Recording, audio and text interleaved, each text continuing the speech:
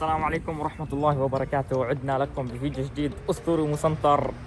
شو أخباركم يا أخوان؟ كيف انتو؟ طمنوني عنكم إن شاء الله. والله إلي تقريبا 120 يوم مش منزل فيديو على القناة، والكل بيقول لي يا مراد اعمل لنا فلوجات رمضان، يا مراد اعمل لنا فلوجات عيد. فخلص يعني إن شاء الله هي هذا أول فلوج رمضان. راح أعمله عشوائي وأحط فيه هيك مقاطع وهاي الأشياء برمضان، واللي بعدين إن شاء الله راح يكون فلوج العيد. فإذا متحمسين لفلوج العيد وفلوج رمضان تنسوش تحطوا لنا لايك وتشتركوا بالقناة، وإن شاء الله هاي المرة رجعة قوية. وصلنا طبعا 110,000 مشترك، شكرا كثير لكم. ويعني ضبطوا لنا الوضع باللايكات وبالتعليقات، حمسوني عشان اضلني اصور لكم فيديوهات على اليوتيوب. طبعا مثل ما شايفين امبارح رحت، واليوم طبعا يا اخوان اللي هو قديش اليوم يا مراد؟ اليوم 11 رمضان، وطبعا بفلسطين 12، بده اغلب الدول العربيه 12، واحنا اليوم 11 مع الاردن 11 لانه في دول صامت 11 ودول صامت 12، فاحنا حاليا 11 يعني صمنا بعديكم بيوم. فبتمنى منكم لايك وتشتركوا بالقناه وتظبطوا لنا الوضع وتحمسوني زي ما قلت لكم بالتعليقات عشان الفيديوهات الجاي اصور لكم اياها اسطوريه مسنطره. فبديش اطول عليكم اكثر بالمقدمه، زي ما قلت لكم مقدمه طويله شوي لانه لي 4 اشهر مش منزل فيديو على اليوتيوب وعلى التيك توك كمان. لايك شير سبسكرايب وتعليقات محمسه عشان اتحمس.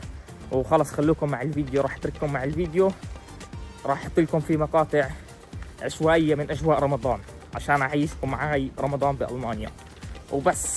طبعا يا اخوان اول اشي هو المقطع بالفيديو، اكتبوا لي تحت تقييمكم للحلقه، كيف شايفين للحلقه. طبعا الشمس ضاربه علي لانه اليوم درجه الحراره 10 والها شهرين سالب 15، فالحمد لله يعني اليوم الجو افضل. واكتبوا لي تحت تقييمكم للحلقه كيف شايفين اياها للامانه، وشو هو الاشي المتغير فيه، وحلوه الحلقه ولا مش حلوه بعد انقطاع 4 اشهر يعني. طبعا يا اخوان اليوم طبعا 11 رمضان، وطبعا عملنا قبل اكلات كثير، فاليوم بدنا نعمل ايش؟ بدنا نعمل منسف. عملنا ملوخيه، عملنا اخضر اول يوم، عندنا عادات باهل نابلس يا اخضر يا ابيض، فعملنا اخضر ومشينا على عادات، وزي مدينه الكرم برضه اخضر. فاليوم دور المنسف. طبعا المنسف ايش مع ايش بتحطه؟ مع خبز على القاع تحت، بتحط بعدين عليه بتسقسقه بلبن، بصير هيك الخبز مسقسق، بعدين بتحط عليه الرز، وبعدين بتحط عليه الكاشه وهاي الامور. طبعا اليوم بدنا نحط الرزات. طبعا هذا الرز افضل رز بالمانيا، رز 10 على 10 100 على 100. طبعا هاي الكاسه تقريبا بتيجي ربع كيلو. يا الله هي اول كاسه طبعا. طبعا أنا الحمد لله رب العالمين يعني من 10 ايام من رمضان اليوم وانا كل يوم بطبخ للشباب، يعني بهريهم هري طبيخ. يوم بعمل ملوخيه، يوم بعمل امبارح والله زهقت من الطبخ، قلت بعمل لهم مجدره، يعني بتعرفوا كيف. وين نحط كمان هاي، مثل ما شايفين هذه حاليا الرز. والخطوه الجايه شو بنعمل؟ بنغسله وبنبهره، روحوا معنا يلا. طبعا يا اخوان المرحله الجايه بنيجي بمي فاتره، اول شيء بنحط مي على الرز، بعدين شو بدك تقعد تحرك الرز عشان تطلع منه النشا زي ما شايفين. اها قد ما انا خبره بالطبخ، نص الرز يعني احتمال يوقع صراحه بعرفش. فمثل ما شايفين هيك شو بصير لون المي لان النشا بيطلع منها. بعدين شو بتيجي بالمصفاي تطلع الميات. هي طبعا اول غسله، بعدين تيجي بدك تغسله وجهين تقريبا او 3 وجه. بعدين نفس الخطوه تيجي بترد تحرك عشان تطلع منه النشا تبع الرز، وبعديها عوين، بعديها بتبخره وبتركبه، وثلث ساعه تقريبا نص ساعه بكون جاهز الرز حسب حراره الغاز. بعدين تيجي هيك نفس الخطوه نغسله طبعا كمان مره زي ما شايفين. خلص طالما الرز بطل يطلع فوق معناته شو؟ معناته صارت اموره بالسليم، لانه عاده اول ما تحط بيطلع الرز فوق. بعديها بنزلح المي، صفيه على الاخير 100%. خلص هلا بنبهره ونركبه، فخلص روحوا بس تجهز الطبخه. طبعا يا اخوان كوني صار لي 4 اشهر مش منزل فيديوهات، فاكيد كثير منكم راح يسال يا مراد انت بخلال هال4 اشهر شو عملت؟ يعني شو انت صار لك 4 اشهر بالمانيا مثلا شو عملت فيه؟ طبعا بكل بساطة خلال الأربع أشهر أنا من شهر 11 لليوم، اليوم فتنا بشهر 3، كفعليا مسجل بنادي حديد. بروح على نادي حديد تقريبا 3-4 أيام بالأسبوع، وبروح لساعتين ونص. طبعا مع الطريق رايح راجع بلعب ساعة ونص تقريبا وبروح. وفقط يعني لا غير، لسه مش عامل اشي الى الان، وفي اشياء ان شاء الله لقدام راح اعملها بحكي لكم عنها لقدام. وطبعا شريت كمان شغله كتير راح تفيدني هون بالمانيا، سواء بالاشياء اللي راح اعملها لقدام او باليوتيوب حاليا اللي رجعت عشانه. شو هو يا مراد الاشي اللي شريته؟ طبعا لابتوب اسوس V16 نوعيته. الرامات تبعينه طبعا بيجي مع رامات لانه هو مخصص للجيمنج. راماته 50-50. بتعرفوا شو يعني كرت الشاشه، عفوا 50-50، اكيد بتعرفوا شو يعني 50-50. وراماته 16 رام، والاس اس دي 512 جيجا. فلابتوب بالصلاه على النبي يعني. طبعا على فكره رجعت العب ببجي عليه والله. فالمهم يعني شريت لابتوب ورحت على النادي، لي 4 أشهر بالنادي. وطبعا مثل ما شايفين يعني بلزمش احكي.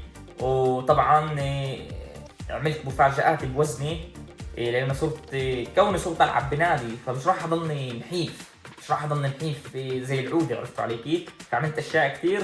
فانتوا اكيد راح تلاحظوا خلال الفيديوهات شو الاشياء اللي عملتها، وراح يبين معكم. واذا بدكم احكي لكم فيديو شو الاشياء اللي عملتها بالنادي اكتبوا لي تحت بالتعليقات. فبس يعني هاي الاشياء اللي عملتها حبيت احكي لكم عنها. واكيد راح نرجع على القناه مثل ما شايفين زي هيك دائما. وعشان ما اطولش عليكم خلينا نكمل بالطبخه، لانه الغاز حاليا بده يفتح. طيب ما انت معنا تدخل اكثر من ساعه وخمسة.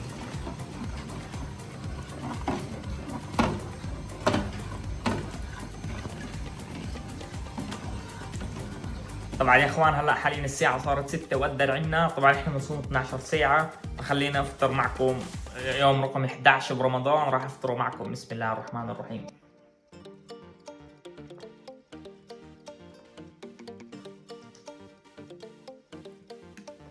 ولا وماسك المي. اسمع، لما تكون عطشان وتروح على النادي، يعني انا بلعب بالنادي تقريبا ساعة برمضان، وبكون بلعب تمارين وبعطش، فشو المي بتشوفها يعني كنز. فخلينا يا اخوان هلا نروح نفطر ونصور لكم هيك الميدة على الخفيف، يعني ليش كتير. ليتس جو.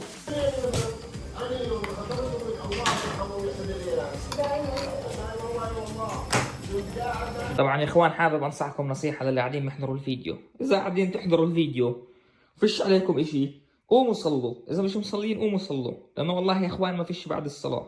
يعني صراحة اللي بيصلي يعني شو بدي اقول لكم، يعني الصلاة فيش بعدها صراحة. طبعا يا اخوان رحت اتسوقت وشريت، طبعا هذا يوم جديد. شريت طبعا حليب فقط، حليب فول ميلش. شو يعني يا مراد فول ميلش؟ يعني حليب كامل الدسم، بيجي نسبته 3.5%. هذا الحليب بستعمله عشان اللي بده يضخم بيعرف شو يعني 3.5%، او يعني بيعرف انه بقلبه سعرات اكثر من الحليب العادي. موجود عندنا يعني زيه بفلسطين، حلو. فشريت هذا الحليب، وطبعا بعمل مشروب انا اللي هو عباره عن شوفان وحليب، زبده فول سوداني، بروتين، تمر هندي، عسل عشان تحلي الطعم، موز. وش كمان يا مراد؟ والله نسيت شو كمان. يعني بحط بقلبه 8-9 اغراض عشان التضخيم والتنشيف والحديد وهاي الامور. اذا بدكم فيديو برضه عن موضوع النادي اكتبوا لي تحت بالتعليقات. فبس شريت هذا وبدي اروح حاليا على الدار. كنت طالع ورجعت، وبدي ابلش اخلط بالمشروب، وكمان ساعتين بأذن المغرب. هذا طبعا يوم جديد، فليتس جو. طبعا يا اخوان مثل ما شايفين نزلت والله اتشمس. قعدت بقعدة زي هيك وقلت بتشمس، سبحان الله راحت الشمس، اختفت الشمس. قلنا مش شايفين الشمس يجوز 4-5 اشهر، ولما نزلت الشمس راحت الشمسات. شوفوا لي القعدة النارية هون والله مرتبة. طبعا هاي اللي بدخنه انا مش لاقي، لانه انا اصلا صايم ومش من جماعة المدخنين. فشوفوا هون يعني القعدة صراحة اسطورية. فسبحان الله بس نزلت بدي اتشمس اختفت الشمس. يعني المانيا غريبة صراحة، يعني غريبة. فهلا بدي اكزر واروح ارجع على الدار احسن لي، لانه خلص يعني راحت الشمسات. طبعا يا اخوان هاي اللعبه بيحكوا لها منش ريدش نشت، يعني لا تغضب يا انسان. 4 الوان، بدك تقعد تطلع كل لون تبعك وتفوته على المنطقه الامنه عشان تفوز اول واحد. فاللون الاحمر لما يطلع لك 6 بتمسك الحجر وبتلعب هون وبتقعد تمشيه وبتفوته على المنطقه الامنه. وبهيك يا اخوان بنكون وصلنا لنهايه فلوج اليوم، ان شاء الله رب يكون عجبكم. حبيت يكون هيك فلوج مقتطفات من رمضان، يعني الاكل، الشمسات، مقدمه، يعني هيك اشياء خفيفه على الخفيف. فتنسوش تحطوا لنا لايك وتشتركوا بالقناه وتظبطوا لنا الوضع. واذا بدكم فلوج عيد اكتبوا لي تحت بالتعليقات، ولكن راح يكون فلوج عيد يعني بالمانيا، مش راح يكون بفلسطين، عارفين علي كيف؟ فراح يكون اجواء مختلفه عن اجواء فلوج فلسطين. فاذا بدكم فلوج عيد اكتبوا لي تحت بالتعليقات، واكتبوا لي رايكم برضه بالفيديو، وقيموه من 10 يعني، وطالع الباص ما هو. ونشوفكم ان شاء الله فيديو جديد. السلام عليكم ورحمه الله وبركاته.